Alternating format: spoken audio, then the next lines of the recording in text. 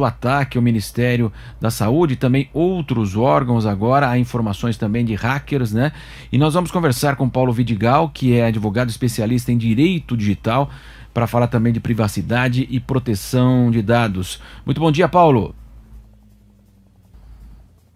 Bom dia, Marcelo, tudo bem? Prazer estar aqui.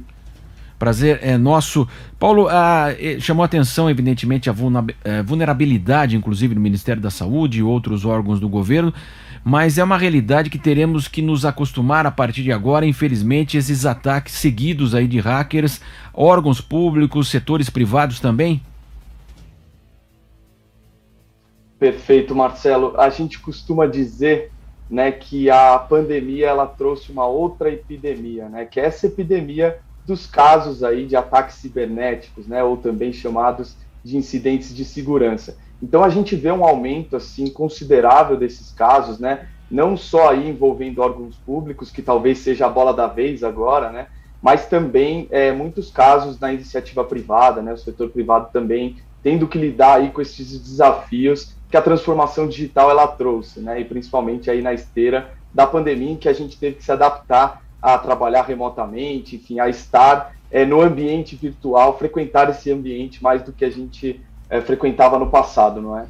Sem dúvida. Então, além do Ministério da Saúde, agora chega a informação também da Controladoria Geral da União, Polícia Rodoviária Federal e Instituto Federal do Paraná. Eu queria que você explicasse, Paulo, nós temos aí diferenças, né? Aquela que todas as ações, claro, são criminosas, mas muitas vezes há o pedido, inclusive, de resgate de dados e muitas vezes é algo até que tem a ver com uma desestabilização de um governo, política, tem esse caráter também, esse ataque. Perfeito, Marcelo. Realmente esses ataques eles podem ter variadas faces, não é mesmo?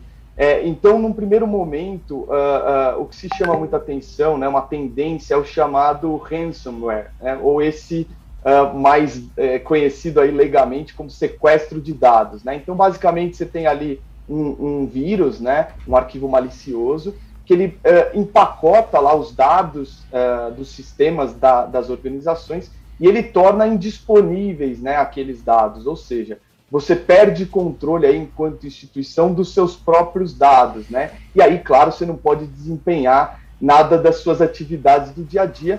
E quando a gente está falando de serviços públicos, né, realmente aí você tem um problema grave, né? É claro que você pode ter uma outra vertente, só as investigações vão dizer exatamente o que aconteceu, que seria um mero redirecionamento de domínio, né? Então, quando você tenta acessar um site e por alguma questão ali, claro, fabricada por esses atacantes, você é levado para outro domínio, né? Você não consegue acessar aquele domínio procurado, né? Então, na verdade, você tem aí uma preservação daquele ambiente tecnológico, contudo, você tem vamos dizer, esse desvio de caminho que também não é legal para a organização, mas digamos que é um caso menos grave do que o sequestro, né?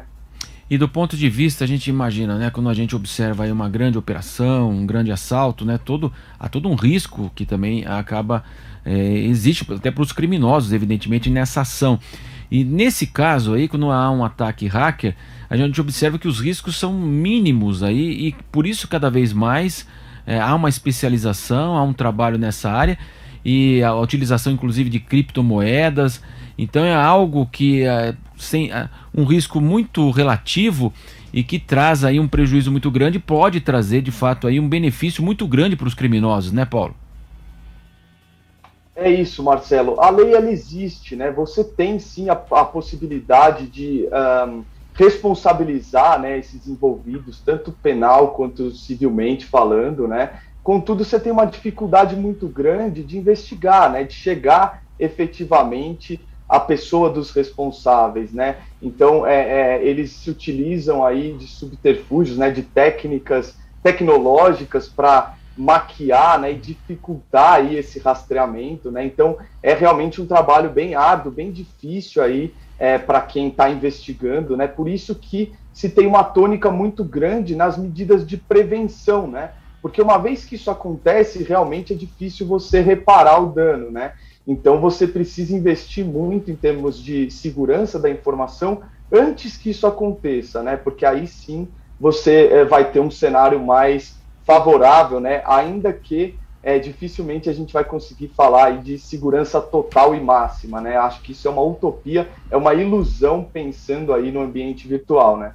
Sem dúvida. E aí a gente começa a pensar, lembrar daqueles filmes, aqueles ataques. Então, há um risco muito grande mesmo, né, Paulo, envolvido nessas ações que podem, inclusive, terrorismo. Evidentemente, o mundo precisa ter um cuidado muito especial, os países, governos, setores privados, né?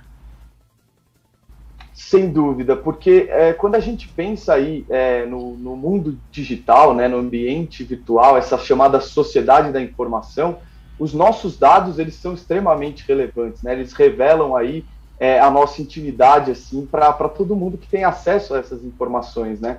Então, de fato, a gente precisa dessa proteção porque existe o risco real aí de danos na nossa experiência individual, né? A gente pode pegar esse caso, por exemplo, né? Você tem aí pessoas que de fato tiveram dificuldades, perderam viagens, né? Apesar de depois o governo federal suspender a exigibilidade aí da apresentação do certificado de vacina, você teve realmente problemas aí relacionados a esse aspecto. Próprias pessoas que não conseguiram tomar uma segunda dose da vacina porque o sistema não acusava lá a primeira dose, né? Então essas pessoas acabaram expostas, né? Tendo a sua saúde exposta aí a doenças, né? Então, é claro, a gente precisa tomar muito cuidado mesmo, porque os riscos eles existem, e por isso é que se prega hoje um regime de responsabilidade máxima, né, de quem detém esses dados. Aí tanto o setor público como o privado precisa mesmo se cercar de todas as seguranças para evitar que esses tipos de incidente ocorram, né, ainda que seja muito difícil, como a gente colocou, né. Paulo, para a gente fechar, você falou da legislação, né? Nós tivemos uma alteração recente da Lei Geral de Proteção de Dados. Você acredita que hoje o Brasil possui uma legislação robusta aí, que atenda aí à necessidade do momento em que vivemos? Eu acredito que sim, Marcelo. A legislação ela toca muito no ponto da prevenção, né, que eu coloquei. Ela é uma lei principiológica, né? Ela traz ali normas, padrões de conduta para organizações que lidam com dados pessoais, né? E você tem, por exemplo, obrigações como, diante de um incidente de segurança, você precisa comunicar tanto a Autoridade Nacional de Proteção de Dados, que é esse órgão que faz a fiscalização do cumprimento da lei, como também os próprios titulares de dados, né? E titulares de dados somos eu, você, enfim, todos aí cujos dados são tratados ali por aquela organização. Então, quando você tem esse tipo de obrigação, né, além, é claro, de um dever de segurança, como a gente colocou, pelo menos essas notícias elas chegam a nós, né? A gente fica sabendo, a gente pode tomar precauções, né, individualmente falando, para evitar que esses danos ocorram, né? E isso provoca uma onda de conscientização em relação ao assunto, né? A gente tem uma curva de maturidade para percorrer aqui no Brasil. A Lei Geral de Proteção de Dados entrou em vigor o ano passado, não é? E a gente começou a percorrer essa curva. Então, o natural é que a gente comece cada vez mais a ter esse tipo de notícia em pauta e se preocupar com essa questão, né? E aí a gente vai ter um avanço, um aumento aí em termos de segurança para todo mundo. E os governos, no caso desse vazamento aí do Ministério da Saúde, caberia inclusive uma indenização para quem se sentir lesado? A gente sabe, como você disse, né? Você bem mencionou a proteção dos dados, né? Aquilo que é nosso, né? Quer dizer, tem muita importância e pode ser muito mal utilizado de fato aí por criminosos. Nesses casos, inclusive, há possibilidades de até indenizações? Então, Marcelo, em tese sim, tá? A gente não tem ainda muitos casos para se balizar, né? Os famosos precedentes, porque como eu coloquei, a gente está construindo, né, essa cultura aqui no Brasil, mas em tese sim, se você tiver aí algum dano real decorrente daquele episódio especificamente, você pode sim pleitear aí uma reparação, não é? Porque do outro lado existe, como eu falei, o dever de segurança aí dessas organizações, tanto públicas ou privadas, que lidam com dados pessoais. Então, em tese, sim, porém, difícil vai ser demonstrar esse dano, né? E demonstrar esse link, né? Essa ligação direta entre o evento e o dano, né? Porque muitas vezes, por exemplo, em episódios como esses, se os dados vazam, esses malfeitores eles utilizam esses dados para aplicar outros golpes e tudo mais. às vezes é difícil você comprovar que os dados que foram utilizados são provenientes de um episódio específico, né? Porque a gente tem experimentado uma onda desses episódios. Então, na verdade, os dados podem ter sido expostos em decorrência de vários incidentes, né? Então, essa é a dificuldade, né? Mas, em tese, sim, a pessoa poderia procurar aí uma reparação pelos danos que sofreu. Nós conversamos aqui no Jornal da Manhã, segunda edição, com o Paulo Vidigal, advogado especialista em direito digital. Abordamos aí a privacidade e também a proteção de dados. Paulo, obrigado pela participação. Até a próxima. Até a próxima, Marcelo. Muito obrigado.